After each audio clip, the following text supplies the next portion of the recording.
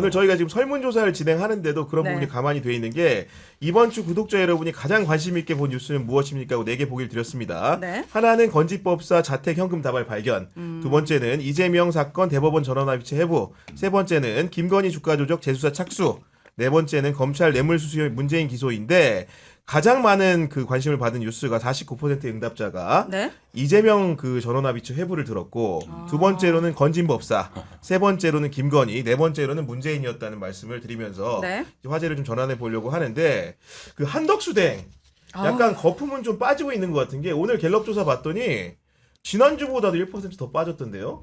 김성태 맞아요. 의원님? 네. 끝났다. 한심한 덕수 씨. 근데 오늘 막 눈물 흘리던데 현충원 가가지고. 그러니까 눈물 흘려야지 지금 떨어지니까. 어제는 천원주택 가고 오늘 눈물 흘리고 어제는 네. 청년 얘기하고 오늘은 이제 뭐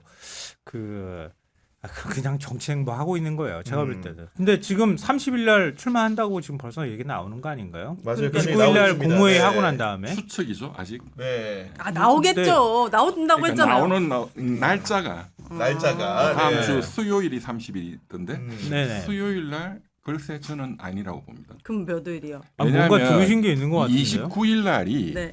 국민의힘 이제 마지막 2명 그렇지. 결승전이 네. 있거든요. 맞아요. 근데 30일 날 그 뉴스가 가장 각광받을 때 나와야 되는데 그렇지. 네. 그리고 이제 5월 이제 3일 날 국민의힘에서 한 명이 뽑히거든요. 그 일요일이에요. 5월 3일. 오, 네. 그래 5월 4일 월요일이 공직자 사퇴 마감이에요. 그러니까 월요일 날이든 이제 일요일 누가 결정 나면 네. 그 후에 공직자 사퇴하고 출마 선언. 해서 월요일 날 모든 언론의 일면 톱으로 때리도록 하지 않을까. 아니, 그러니까 5월 기본적으로 이제 한덕수가 이렇게 본인 인기라는 것도 여론조사 지표로도 약간 상승세가 아니다 보니까 오늘 갤럽엔 누가 1등을 했냐? 한동훈이 1등을 하고 홍준표가 2등을 했습니다. 그러니까 홍준표 입장에서도 한덕수하고는 합친다고 그런 얘기를 해서 하는 거고 대신 견제해야 될 대상이 한동훈이라고 느꼈는지 오늘 지금 동시간대에 그 홍준표와 한동훈이 토론을 하고 있습니다. 맞수 토론을 하고 있는데 네. 굉장히 설화가 많이 오가고 있는 게 일단 한동훈 문다희 수사 잘못된 거라고 했는데 홍준표 답 법에도 눈물이 있다. 오. 한동훈 왜 그 눈물 민주당 사람에게만 흘리나? 홍준표 윤석열 대통령 한동훈 후보 야당 타도 대상으로 삼아 이 꼴이 됐는데 이렇게 한 겁니다. 또 이제 한동훈이 또 어떻게 얘기했냐? 홍 후보가 페북에 쓰는 여러 말이 깐죽대는 거다. 그랬더니 홍이 깐죽된다는 말 뜻 모른다. 이렇게 하면서 야 지금 보니까 이렇게 전해진 것만 이렇게 보더라도 홍준표 후보가 한동훈 후보한테 깐죽된다 그러지 않았어요? 그러니까 옛날에? 그러니까 되받은 것 같아요. 그러니까 본인이 모른다. 쓰는 글이 깐죽된다는 거다로 돌려준 건데, 그러니까 서로가 지금 서로를 유력한 경쟁 상대라고 느끼기 시작했다는 게 오늘 토론에서 명백하게 드러나. 왜냐면은 첫 번째 이제 그 미디어 데이 때 하고 1차 경선 토론을 할 때까지만 해도 많이 참았거든요. 근데 결론을 보니까 결과를 보고 지표들을 보니까 우리 둘이 붙을 것 같아. 이런 감각적 맞아요, 생각을 하는 맞아요. 것 같습니다 지금. 맞아요. 네. 맞아요. 저는 그런데 제가 죄송한데 국민의힘 경선에 1에 관심도 없습니다. 왜냐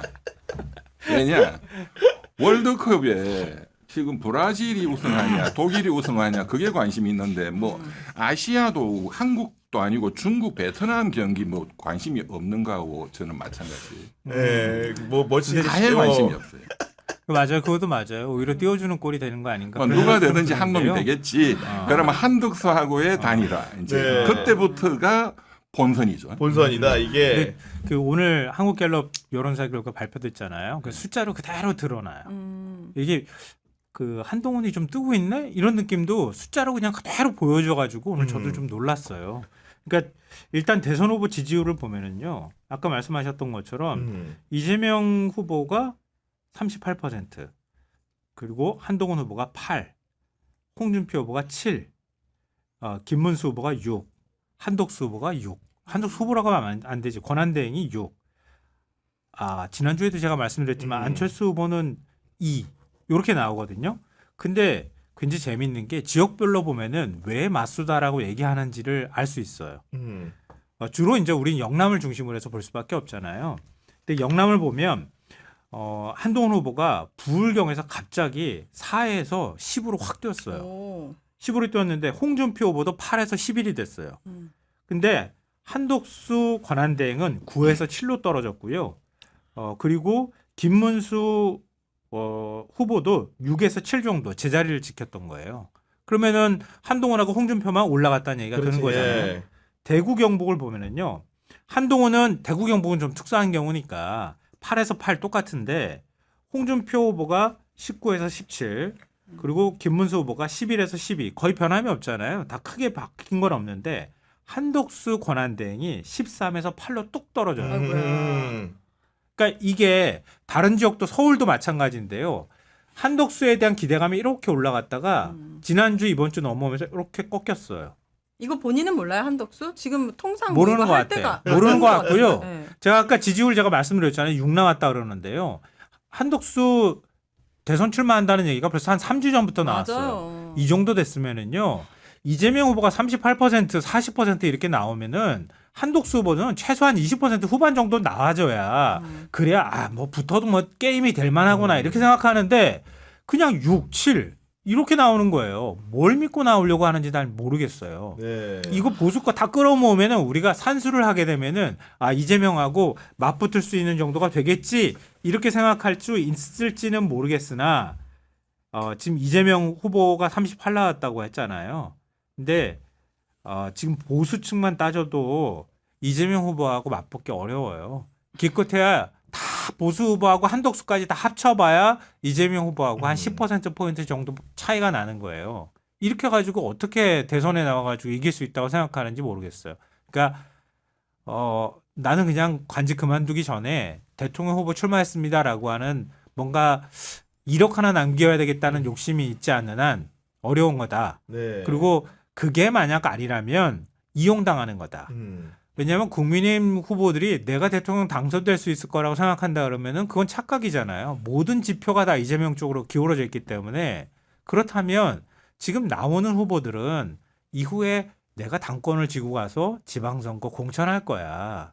이쪽에 다 쏠려 있단 말이에요. 한동훈 바람도 제가 볼 땐 거기에 오히려 방점이 찍혀 있는 거란 말이에요.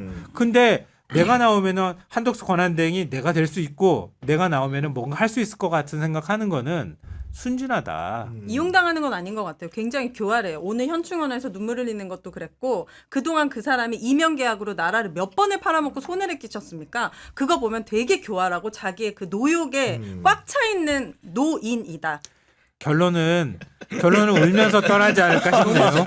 그 결론은 사람은 울면서 감옥 가야 돼요. 처벌받고 내란 동조범이에요. 그러니까 아니, 이게 지금 감옥 가야 된다 자꾸 이렇게 하면 나올 수밖에 없는 거야. 그러니까 안 가야 되거든. 네. 대권 후보로 나와야 감옥 안 내를 감옥 가거든. 보내 네. 정치 탄압이다. 이렇게 그렇지. 돼. 네. 근데 만약에 30일 날 출마 선언을 하잖아요. 그럼 국민의 경선판을 훅 흔들 수는 있어요. 요 정도 지지율 가지고. 왜냐하면 다 도토리 키재기잖아요. 도토리 키재기인데 한덕수가 어느 쪽으로 맞아요. 움직이느냐에 네. 따라서 느낌이 달라지거든요. 그런 면들을 한번 우리가 주목해 볼 필요는 있을 것 마지막으로 같아요. 이제 홍준표 한동훈 대화 중에 하나만 더 소개해드리면은 홍준표 후보가 이렇게 얘기했답니다. 윤석열이 한동훈이가 총선에 이겼다면 총리 임명하고 후계자로 삼았을 것이라고 말했다라고 했더니 한동훈이 네. 나는 1월에 사퇴 요구를 받았다. 거짓말 하지 아. 마라. 이렇게 막 받았다고 합니다. 자기네들 네. 지금 안물안궁 네. 어쩌라고. 마지막으로 오인혜 씨의 세 줄 평 들어보도록 하겠습니다. 저는 이 검찰의 문재인 전 대통령 기소라든지 김건희의 도이치 다시 수사 이걸 보면서 정광훈과 검찰은 수준이 똑같다. 정광훈 대선 출마했잖아요. 마지막 코인팔이. 검찰도 이제 정권 바뀌니까 마지막으로 존재감을 다시 드러내기 하는 위한 거다. 발악. 이렇게 보여가지고 그냥 검찰은 정광훈 딱 수준이다 느꼈습니다. 아니 그냥 그 자리 깔아라. 왜? 무슨 법사 정치하듯이 심중으로 다 하잖아요. 관봉 들어가면 수사를. 그렇게 하는 게 낫겠어. 제가 보니까. 네.